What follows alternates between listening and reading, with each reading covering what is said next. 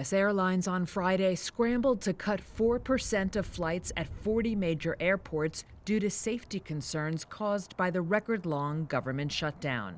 The cuts, imposed by the Trump administration, come amid a shortage of air traffic controllers who are working without pay during the shutdown, which marked its 38th day on Friday.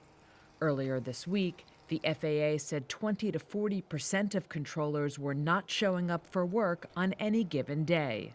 The flight cuts, which began at 6 a.m. Eastern Time on Friday, include about 700 flights from the four largest carriers: American, Delta, Southwest Airlines, and United. I woke up this morning not knowing whether or not I could take my flight to California.